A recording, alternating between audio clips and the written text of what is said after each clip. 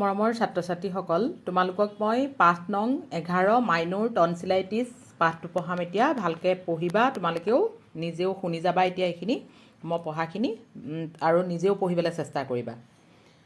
এতিয়া চোৱা, minor tonsillitis বেমাৰৰ বিষয়ে জানা নহয়, শুনিছা চাগে। ডিঙিত যেতিয়া বিষ হয়, জ্বৰ হয়, শুকান কাহ হয়নে নহয়, সেইখিনি কি কাৰণে হয় টনচিলাইটিছ, সেইটোৰ বিষয়ে পাঠটো পঢ়িলে বুজি পাবা। আৰু কি কাৰণে হয়, কি কৰিলে ভাল হয়, সেইখিনি বিষয় ইয়াত পাঠটোৰ জৰিয়তে বুজি পাবা। এতিয়া ভালকৈ মই পঢ়ি যাম, তোমালোকে ভালকৈ শুনি যাবা আৰু নিজেও পঢ়িবলৈ চেষ্টা কৰিবা। এতিয়া চোৱা, আমাৰ বায়ুমণ্ডলত থকা বিভিন্ন ধৰণৰ বীজাণুৱে শৰীৰত প্ৰৱেশ কৰি নানা ৰোগৰ সৃষ্টি কৰে। এই ৰোগবোৰৰ লগত পৰিষ্কাৰ পৰিচ্ছন্নতাৰ কথাও জড়িত হৈ থাকে। পাঠটোৰ যোগেদি শিক্ষাৰ্থীৰ স্বাস্থ্য সম্পৰ্কীয় সজাগতা বৃদ্ধি হ'ব। পাঠটিত লেখকে টনচিলাইটিছৰ দৰে ৰোগ এটাক কেনেকৈ কাহিনীৰ জৰিয়তে বৰ্ণনা কৰিছে চাওঁ আহাচোন। এতিয়া যিকোনো ৰোগৰ সৃষ্টি হয় কি কাৰণে হয়, বীজাণুৰ প্ৰৱেশ কৰিলে, বীজাণুৱে যেতিয়া শৰীৰত প্ৰৱেশ কৰে, হয় নহয়। আৰু চাফ চিকুণতা পৰিষ্কাৰ পৰিচ্ছন্নতাকৈ থাকিলে যে বেমাৰে সুবিধা নাপায়, সেই বিষয়ে তোমালোকে ইয়াত পাবা। এতিয়া এইখিনি চাই যাবা হা। যোৱা 2 দিন ধৰি মাইনু স্কুললৈ যোৱা নাই। তাই জ্বৰ আৰু ডিঙিৰ বিষ। ডাক্তৰ পেহীয়ে মাইনুক ঠাণ্ডা বস্তু খোৱা একেবাৰে বন্ধ কৰি দিছে। ইমান গৰমৰ দিনত গৰম পনীয়া বস্তুবোৰ খাবলগীয়া হোৱাত মাইনুৰ বৰ অশান্তি হৈছে। মাইনুৰ অৱস্থা দেখি মুন্তি আৰু জুন্তিৰো মন বেয়া। পিছে সিহঁত দুটাই দুখ পালে কিনো হ'ব, ভনীয়েকক দিনটোৰ ভিতৰত এবাৰ জোকাবলৈ নেপালে সিহঁতহালৰ মনেই নভৰে। সেইকাৰণে মুন্তিয়ে স্কুলৰ পৰা আহিয়ে মাইনুৱে শুনাকৈ চিঞৰি চিঞৰি জুন্তিক ক'লে, জুন্তি, নয়ন খুৰাই আজি আইচক্ৰীম খুওৱাৰ কথা আছিল নহয়, ব'লা খুৰাৰ ওচৰলৈ যাওঁ। জোকাইছে মানে, গম পাইছানে। মুন্তিৰ কথাৰ সুৰতে সুৰ মিলাই জুন্তিয়েও প্ৰায় ডাঙৰকৈ ক'লে, হয় নেকি মুন্তি, ব'লা আজি যে ইমান গৰম পৰিছে, মই কিন্তু 2টা আইচক্ৰীম খাম। মুন্তি আৰু জুন্তিক নয়ন খুৰাই আইচক্ৰীম খুৱাব বুলি শুনি মাইনু ৰ'ব নোৱাৰিলে। বিচনাতে তাই ভে-ভেকৈ কান্দি দিলে। ইফালে নিজৰ অপাৰেশ্যন সাৰ্থক হ'ল বুলি মুন্তি আৰু জুন্তিয়ে পঢ়া কোঠাত সোমাই মুখ টিপি খুকখুকাই হাঁহিলে। তাকে দেখি ডাক্তৰ পেহীয়ে প্ৰায় ধমকিৰ সুৰত কৈ উঠিল, তোমালোকে মাইনুক কিয় জোকাইছা? মাইনুৰ টনচিল বাঢ়িছে, ঠাণ্ডা বস্তু খালে তাইৰ অৱস্থা সাংঘাতিক বেয়া হ'ব। ডাক্তৰ পেহী, তুমি মাইনুৰ জ্বৰ বুলিহে কৈছিলা, টনচিলনো বাঢ়িল কেতিয়াৰ পৰা? এইটোনো আকৌ কি বেমাৰ পেহী? জুন্তিয়ে সুধিলে। মাইনুৰ ডিঙিৰ ওপৰৰ দুফালে থকা এই টনচিল দুটা বীজাণুৱে আক্ৰমণ কৰিছে। ডাক্তৰ পেহীয়ে মুখৰ তলৰ ফালে ভিতৰত সোমাই থকা টনচিল দুটা চুই ক'লে, এইকেইটা টনচিল দেখিছানে, এইটো এটা দেখিছা, এই মুখৰ ভিতৰত থাকে। মাইনুৰ ডিঙিৰ ওপৰত দুফালে থকা এই টনচিল দুটা বীজাণুৱে আক্ৰমণ কৰিছে। ডাক্তৰ পেহীয়ে মুখৰ তলৰ ফালে থকা ভিতৰত থকা টনচিল দুটা চুই পেলাই ক'লে, এই টনচিল গুটি দুটানো কি? মুন্তিয়ে সুধিলে। এই দুটা হ'ল গ্ৰন্থি, আমাৰ শৰীৰৰ কামত অহা অংশ। ইহঁতে আমাৰ দেহটোক ৰোগৰ আক্ৰমণৰ পৰা ৰক্ষা কৰে।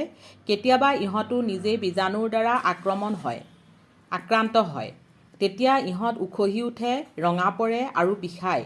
টনচিলৰ অসুখ হ'লে জ্বৰ উঠে আৰু ডিঙিৰ বিষ হয়। ইয়াকে আমি টনচিলাইটিছ বুলি কওঁ।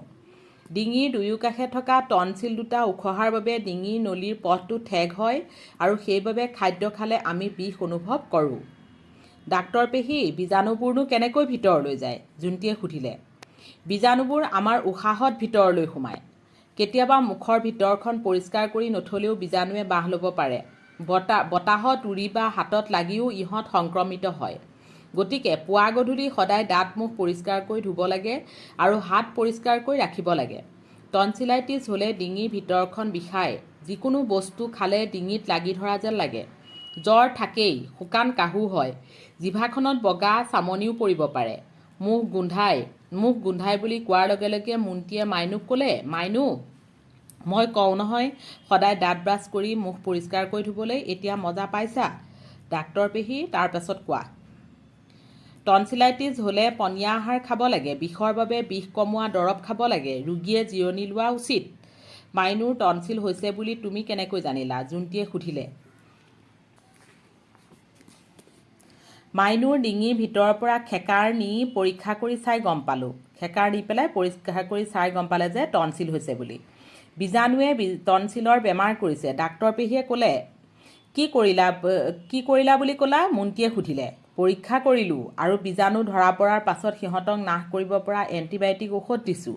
মাইনুৰ টনচিলৰ বেমাৰ ভাইৰাছৰ বাবে হৈছে কাৰণে তাই ভালদৰে জিৰণি ল'ব লাগিব। তোমালোকে মাইনুৱে ভালপোৱা কথা ক'বা, আইচক্ৰীম খোৱাৰ কথা কৈ তেওঁক জোকাই নাথাকিবা।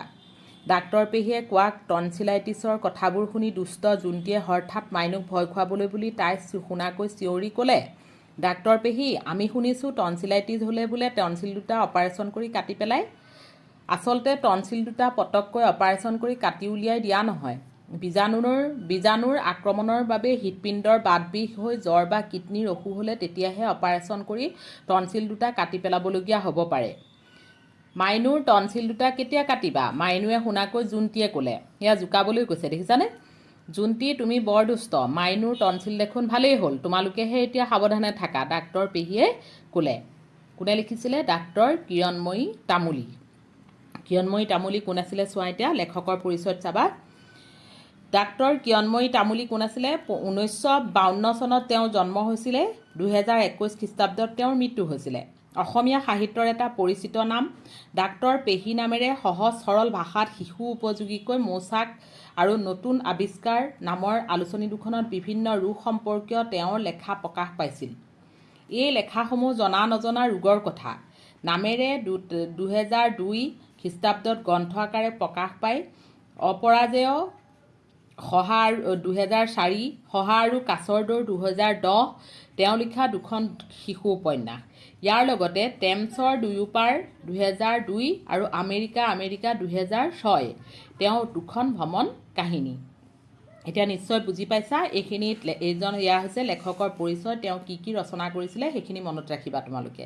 পাঠটো নিশ্চয় বুজি পাইছা ন? টনচিলাইটিছ কি হয়, টনচিল কি হয়, সেইখিনি বিষয়ে ভালকৈ বুজি পাইছা নিশ্চয় পঢ়োঁতেই ন? নাটকৰ আকাৰত লিখিছে, ভাল লাগিছে পঢ়ি, আৰু তোমালোকেও নিশ্চয় বুজি পাইছা। এতিয়া জানি থোৱা অহাটোত চোৱা, ভাইৰাছ হ'ল অনুবীক্ষণ যন্ত্ৰৰে দেখা পোৱা এবিধ অতি সূক্ষ্ম জীৱ। ই বেক্টেৰিয়াতকৈও সৰু। নিৰ্জীৱ অৱস্থাত ই বায়ুমণ্ডলত ঘূৰি ফুৰে। মানুহ বা আন জীৱদেহত প্ৰৱেশ কৰাৰ পাছত ই বংশ বিস্তাৰ কৰে। ইয়াৰ ফলত মানুহ বা আন জীৱ এটা ৰোগাক্ৰান্ত হয়।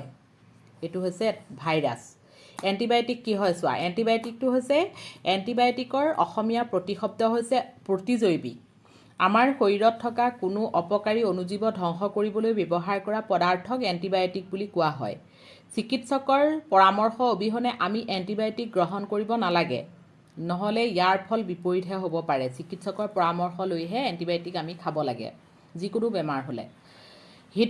হৃদপিণ্ড হৈছে মানুহৰ শৰীৰৰ এটা আভ্যন্তৰীণ অংগ। এইটো দেখিছানে? ই আমাৰ দেহত পাম্পৰ দৰে কাম কৰি তেজবোৰ শৰীৰৰ বিভিন্ন অংশলৈ প্ৰেৰণ কৰে। হৃদপিণ্ড মানুহৰ বুকুৰ বাওঁফালে থাকে। ই ত্ৰিভুজাকৃতিৰ। আহঁতৰ পাত এখিলাৰ দৰে। মানুহৰ হৃদপিণ্ড 4 কোঠালীযুক্ত, 4টা কোঠালী আছে। কিডনীটো কি হয় চোৱা। কিডনী দেখিছানে? এটা কিডনী হয়। কিডনীক অসমীয়াত বৃক্ক বুলি কোৱা হয়। ই মানুহৰ প্ৰধান অংগ। কিডনীয়ে মানুহৰ তেজৰ পৰা অদৰকাৰী পদাৰ্থ বৰ্জন কৰি তেজ বিশুদ্ধ কৰে। ইয়াৰ লগতে আন জুলীয়া পদাৰ্থবোৰো পৰিশোধন কৰি প্ৰস্ৰাৱ ৰূপে উলিয়াই দিয়ে। এতিয়া চোৱা, ক্ৰিয়াকলাপৰ পাঠভিত্তিক প্ৰশ্ন উত্তৰখিনি চোৱা। তলত দিয়া প্ৰশ্নসমূহৰ শুদ্ধ উত্তৰটো বাছি উলিয়াই সঠিক বৃত্তটো পূৰ কৰা। সদায় দাঁত-মুখ কিয় পৰিষ্কাৰকৈ ধুব লাগে? সদায় দাঁত-মুখ কিয় পৰিষ্কাৰকৈ ধুব লাগে? ইয়াত 4টা অপশ্যন আছে। কোনটো অপশ্যন হ'ব? খোৱা বস্তু ডিঙিত লাগি ধৰাৰ সম্ভাৱনা থকাৰ বাবে, বীজাণুৱে বাহ লোৱাৰ সম্ভাৱনা থকাৰ বাবে, শুকান কাহ হোৱাৰ সম্ভাৱনা থকাৰ বাবে, ডিঙিত বগা চামনি পৰাৰ সম্ভাৱনা থকাৰ বাবে, বীজাণুৱে বাহ লোৱাৰ সম্ভাৱনা থকাৰ বাবে। এইটো উত্তৰ হৈছে এইটো, খ নম্বৰটো এইটো। দেখিছা? এতিয়া ইটো আছে, মুন্তি আৰু জোনটিৰ মনটো কিয় বেয়া লাগি আছিল? মুন্তি আৰু জোনটিৰ মনটো কিয় বেয়া লাগি আছিল? সিহঁতৰ লগতেই খেলা ধূলা কৰি থাকে, সেইকাৰণে মাইনুৰ জ্বৰ আৰু ডিঙিৰ বিষ হোৱাৰ বাবে, হয়নে? মাইনুৰ জ্বৰ আৰু ডিঙিৰ বিষ হোৱাৰ বাবে। এইকেইটাতো নহয়েই। নয়ন খুৰাই আইচক্ৰীম খুৱাবৰ বাবে, মাইনু স্কুললৈ নোযোৱাৰ বাবে, পেহীয়েকে সিহঁতক ধমকি দিয়াৰ বাবে, এইকেইটা নহয়। এইটোৱে হ'ব, ক নম্বৰটো হ'ব, মাইনুৰ জ্বৰ আৰু ডিঙিৰ বিষ হোৱাৰ বাবে। এইকেইটা ভুল কৰিব লাগিব। বুজি পালা? তুমি ওপৰৰ উত্তৰকেইটা কিয় শুদ্ধ বুলি বাছি ল'লা তোমাৰ সহপাঠীৰ লগত আলোচনা কৰি কোৱা তুমি উত্তৰকেইটা কিয় শুদ্ধ বুলি বাছি ল'লা এতিয়া চোৱা শুদ্ধ বুলি বাছি ল'লোঁ কি কাৰণে তোমালোকেও আলোচনা কৰিবা কিয় জানানে সদায় দাঁত মুখ কিয় পৰিষ্কাৰ কৰি ধুব লাগে দাঁত মুখ পৰিষ্কাৰ কৰি ধুলে তেতিয়া বীজাণুৱে বাহ ল'ব নোৱাৰে হয়নে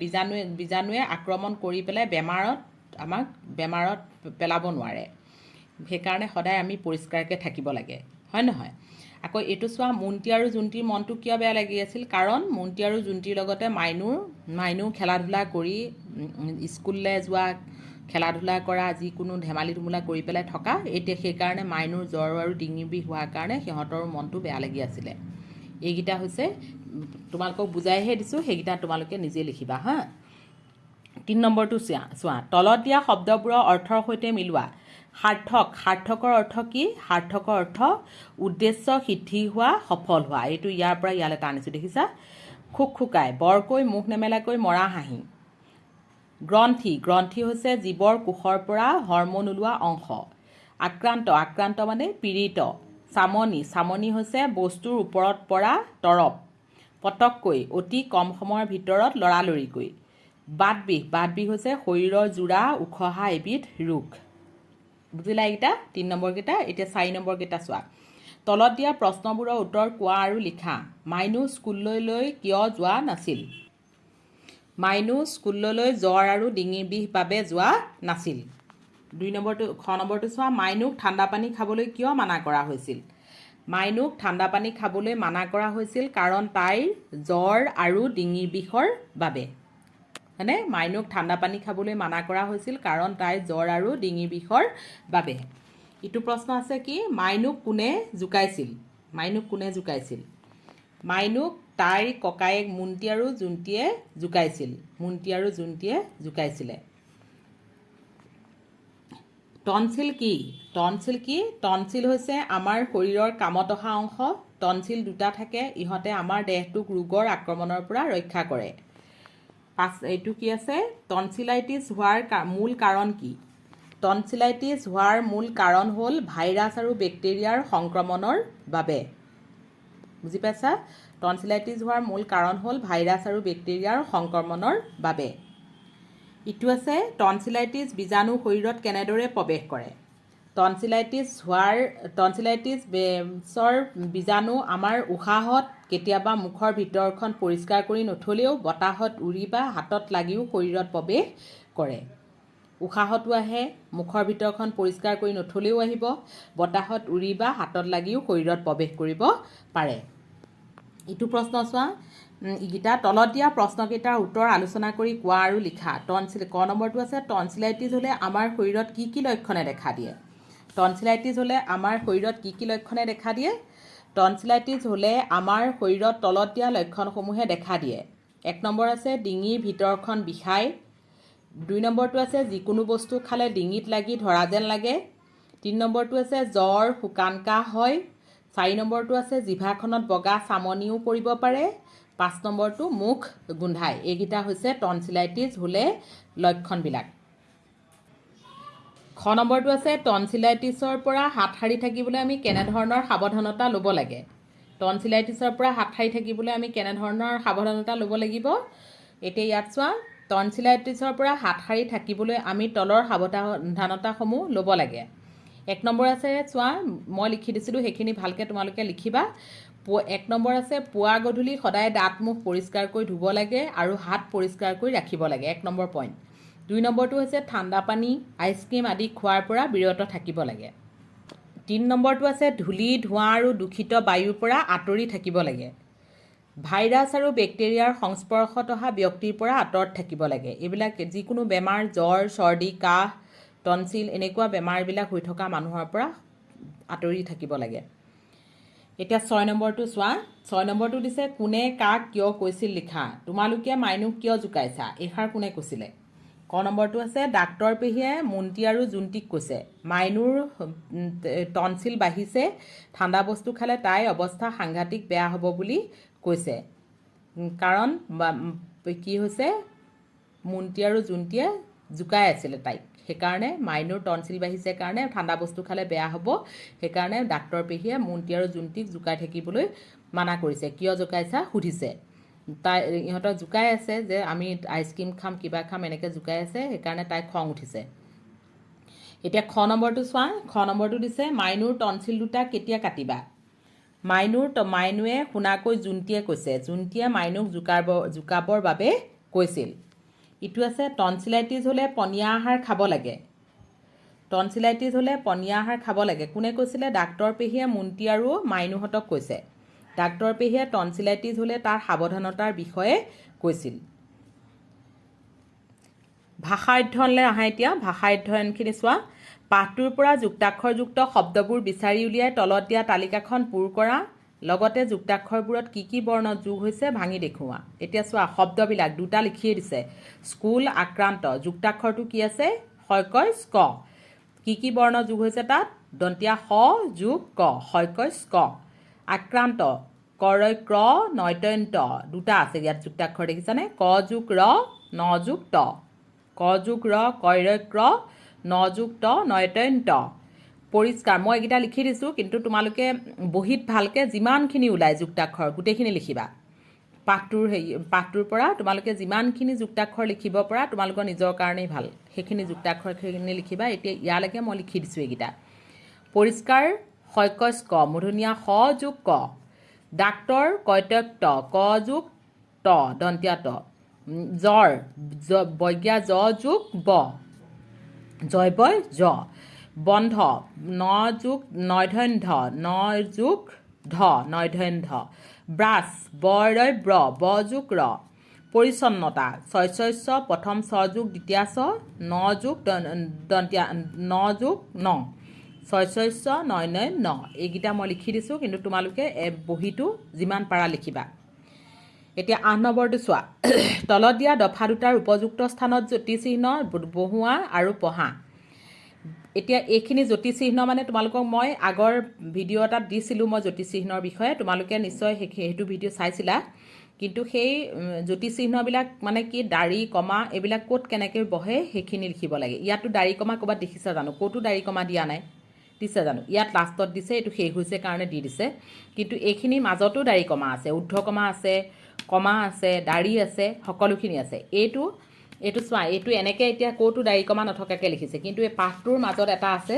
সেইটো চোৱা এইটো চোৱা বীজাণুবোৰ আমাৰ উশাহত ভিতৰলৈ সোমায় এইটো ঊৰ্ধ্বকমাৰ ভিতৰত লিখিছে দেখিছানে ঊৰ্ধ্বকমাৰ ভিতৰত লিখিছে ঊৰ্ধ্বকমাৰ ভিতৰত লিখি পেলাই ইয়াতে শেষ কৰিছেগৈ গৈ এইখিনিলৈকে আকৌ এইখিনিলৈকে শেষ কৰি পেলাই মুখ গোন্ধাই বুলি কোৱাৰ কাৰণে এইটো তেনেকৈ লিখিছিলে চোৱা এইখিনিৰ পৰা এইকণ লিখিছে তেনেকৈ তোমালোকে এইটো গোটেইটো পেৰেগ্ৰাফটো লিখি পেলাবা দাড়ি কমাবিলাক চাই ভালকৈ লিখি পেলাবা এইটোৱে হৈছে সেইটো প্ৰশ্নৰ উত্তৰ হা এইখিনি তোমালোকে লিখিবা এতিয়া তলত দিয়া শব্দকেইটা প্ৰয়োগ কৰি বাক্য ৰচনা কৰা বাক্য ৰচনা কৰিবলৈ দিছে বাক্য ৰচনাকেইটা চোৱা বীজাণুবোৰ আমাৰ উশাহত ভিতৰলৈ সোমায় সাৰ্থক সময়ৰ সদব্যৱহাৰ কৰিলে সাৰ্থক হ'ব পাৰি পৰিষ্কাৰ আমি সদায় পৰিষ্কাৰকৈ থাকিব লাগে আক্ৰান্ত মাইনু টনচিলাইটিছত আক্ৰান্ত হৈছিল অসুখ হ'লে মানুহ অতিকৈ দুৰ্বল হৈ পৰে ঠাণ্ডা জ্বৰ চৰ্দি কাহ হ'লে ঠাণ্ডা বস্তু খাব নালাগে এয়া হৈছে বাক্য ৰচনা বাক্যবিলাক চোৱা যোনটো শব্দৰ বাক্য বনাবলৈ দিছে সেই শব্দটোৰ তলত এনেকৈ এডাল আঁচ পাৰি দিবা তলত দিয়া শব্দ শৃংখলটো সম্পূৰ্ণ কৰা প্ৰয়োজন সাপেক্ষে পাঠৰ সহায় ল'বা এতিয়া চোৱা ইয়াত থিয়কে আছে আৰু পথালিকে আছে দেখিছা এটা দেখুৱাই দিছে এইটো আইচক্ৰীমটো থিয়কে লিখিছে ভাইৰাছটো পথালিকে লিখিছে এনেকুৱাকৈ ঠিক তেনেকৈ এইখিনিও থিয়কে আৰু পথালিকেও আছে থিয়কে চোৱা ১ নম্বৰটো উত্তৰটো চোৱা গাখীৰ চেনি আৰু ফলেৰে প্ৰস্তুত কৰা বৰফৰ দৰে চেঁচা খাদ্য কি আইচক্ৰীম দেখিছা এটা দীঘলকৈ থিয়কে দেহৰ এটা সমাৰ্থ শব্দ তাৰপিছত ১ নম্বৰটো থিয়কে আইচক্ৰীম হ'ল আকৌ ১ নম্বৰটো ইয়াত এটা আছে চোৱা এবিধ অতি সূক্ষ্ম অনুবীক্ষণ যন্ত্ৰৰে চাব পৰা জীৱ কি ভাইৰাছ এইটো ভাইৰাছ দেখিলা তাৰপিছত হৈছে দেহৰ এটা সমাৰ্থ শব্দ ২ নম্বৰটো কি শৰীৰ ২ নম্বৰটো শৰীৰ হয়নে তাৰপিছত আকৌ ২ নম্বৰ কি দিছে এইটো পথালিকে ৰঙৰ এটা সমাৰ্থ শব্দ কি হ'ব বৰণ ৰঙৰ এটা সমাৰ্থ শব্দ হ'ব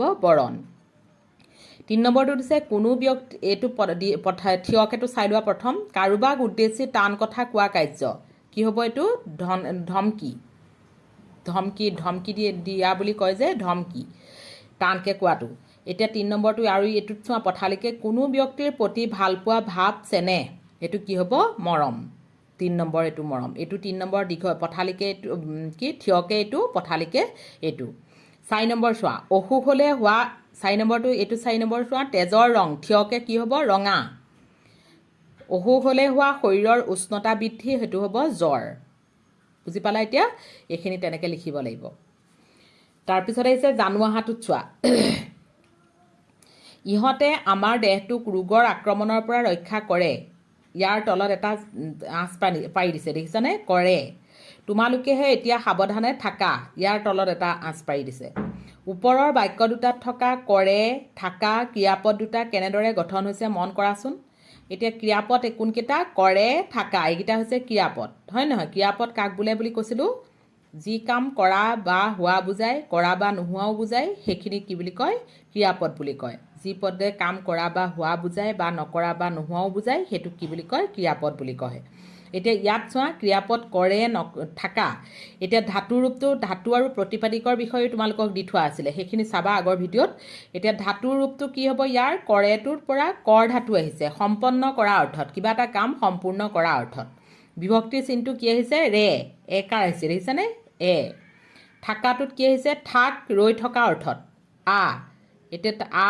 আহিছেনে এইটো আটো হৈছে বিভক্তিৰ চিন ইয়াত কৰে ক্ৰিয়াটোৰ ধাতুৰ ৰূপটো হ'ল কৰ ইয়াৰ লগত এ বিভক্তি যোগ হৈ কৰে এতিয়া এ বিভক্তি যোগ হৈ পেলাই কি হৈছে কৰে হৈছে এইটো বুজি পাইছা এইবিলাক হৈছে যোনবিলাক এইবিলাক চিন হয় এ অ ক ৰে দি দ্বাৰা এনেকুৱা বস্তুবিলাক হৈছে সেইবিলাক চিন বুজি পাইছা সেই চিনবিলাক যোগ হৈ পেলাই কেনেকৈ শব্দটো গঠন হয় সেই বিষয়ে ইয়াত বুজাই দিছে ক্ৰিয়াপদটো তেনেকৈ গঠন হৈছে তেনেদৰে থাক ধাতুৰ ৰূপটোৰ লগত আ বিভক্তি যোগ হৈ থাকা ক্ৰিয়াপদটো গঠন হৈছে এনেকৈ ধাতুৰ লগত বিভক্তি যোগ হৈ বাক্যৰ অৰ্থৰ উপযোগী পদ গঠন কৰা চিনবোৰক কি বুলি কয় ক্ৰিয়া বিভক্তি বুলি কয় যেতিয়া সেই বাক্যৰ অৰ্থৰ উপযোগী পদ গঠন হয় সেইবিলাকক ক্ৰিয়াপদ বুলি কয় ধাতুৰ লগত বিভক্তি যোগ হ'ব লাগিব কাল আৰু পুৰুষ অনুসৰি বিভক্তি বিভিন্ন ক্ৰিয়া বিভক্তি ব্যৱহাৰ হয় তলৰ তালিকাখনত নিত্য বৰ্তমান কালত বিভক্তিবোৰ দেখুওৱা হৈছে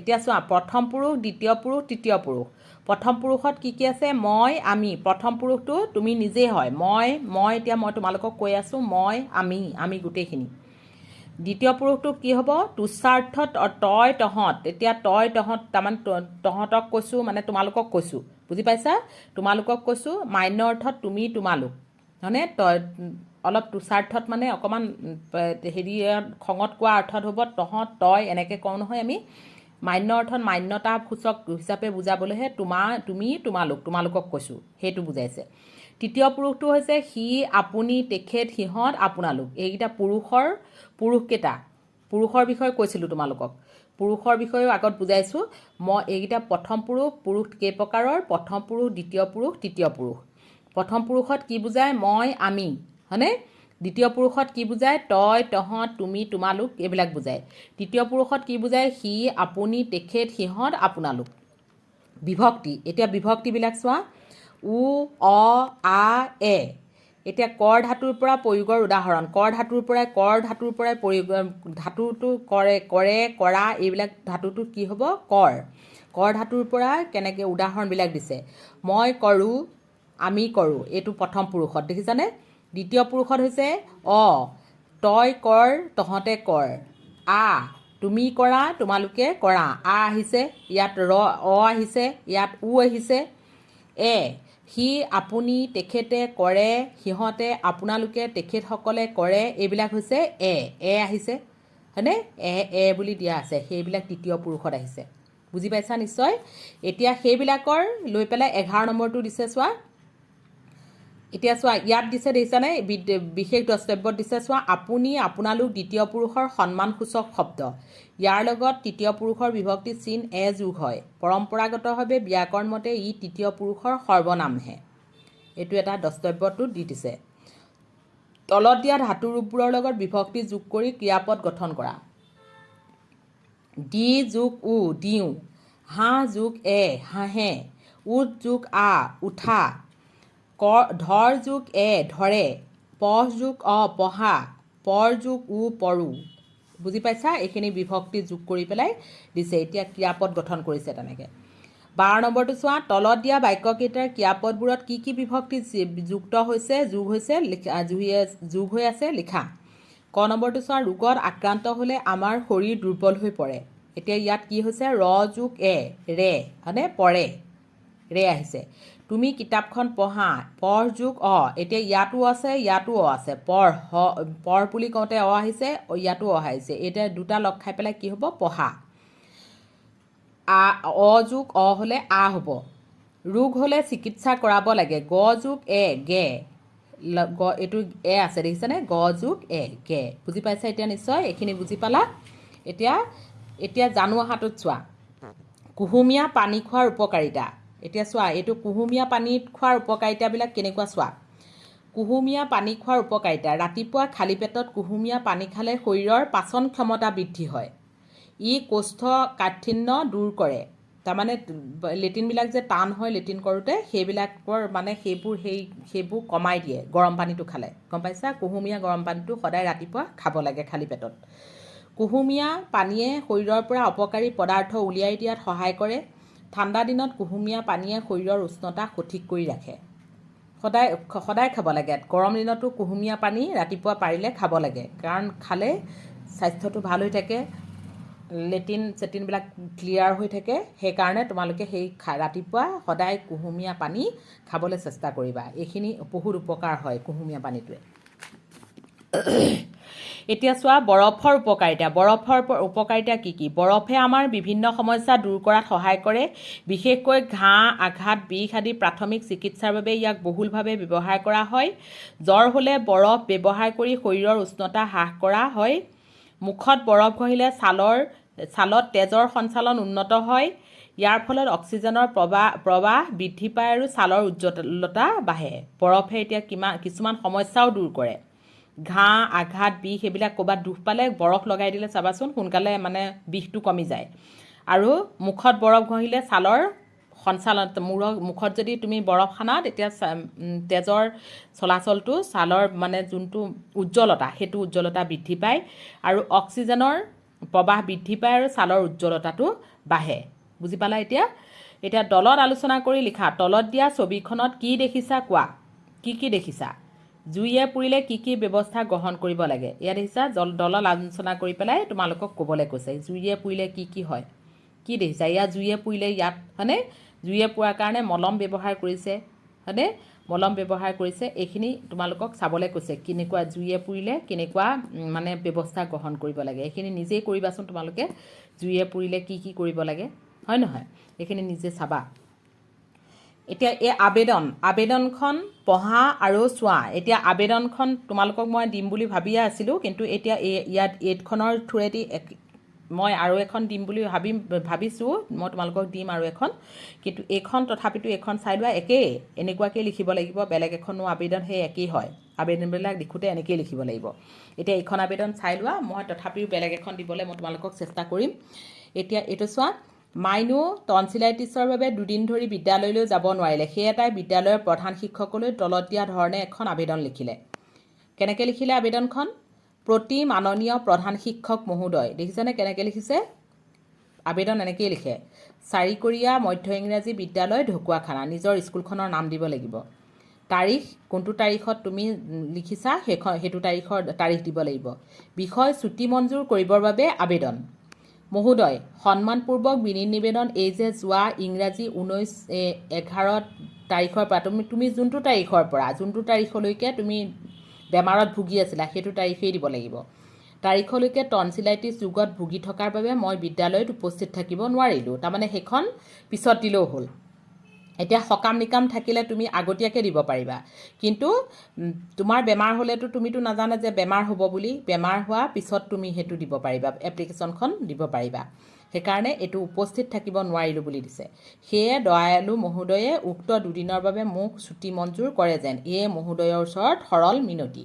তাৰপিছত নিজে নামটো লিখিবা, মহোদয়ৰ বিশ্বাসী নিজৰ নাম লিখিবা, কোন ক্লাছৰ লিখিবা, ৰোল নাম্বাৰ লিখিবা। এইখন হৈছে আবেদন।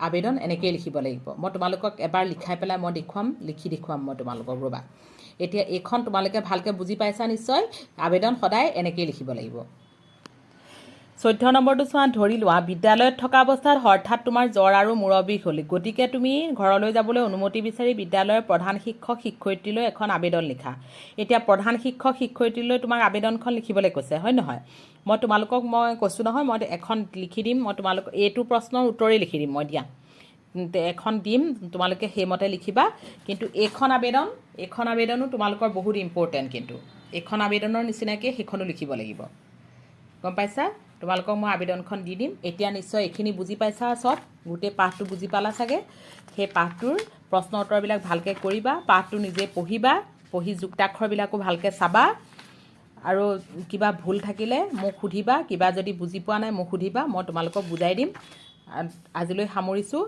নেক্সট পাঠটো পিছৰ ভিডিঅ'ত আলোচনা কৰিম